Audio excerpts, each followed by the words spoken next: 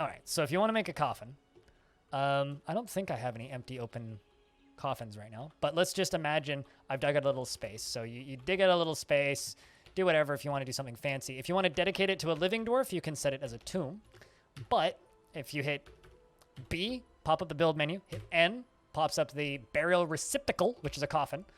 You have to construct coffins at a mason shop or make sarcophaguses out of metal or glass.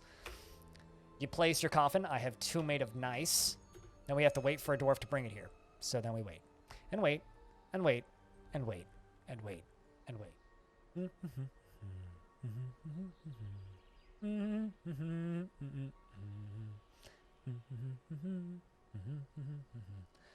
All right, so now they've already dug out the new coffin, so I could have just put it in there. But, so normally I'd put it in there and then smooth it and put a door on it, but it doesn't matter. You can put them anywhere. So yeah, I would normally put a door on this.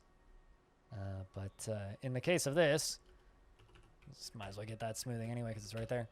Now we wait for this dwarf to place this coffin, and coffin acquired. Okay, so then I press Q, and then I select this. So if I make it into a tomb, I can assign it to a living dwarf.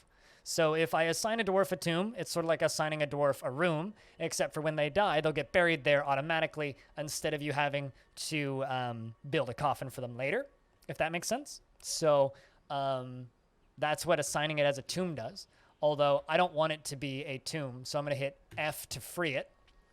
What I'm going to do is I'm going to use this for burial.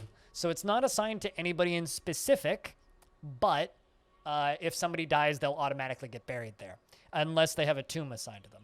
Now, by default, it's set so that pets are allowed to be buried there. If a dwarf's pet dies, you won't get a ghost, but they do get a positive move thought if their pet gets buried in a coffin rather than just smashed or disposed of or thrown into lava or just left somewhere to rot. In fact, I think they get negative moods if their pet's left to rot, but I'm not sure about that one. So I have it changed in my INI file so that it automatically sets it to no for pets, because I just let them rot because I'm a monster. Or rather, I just smash them.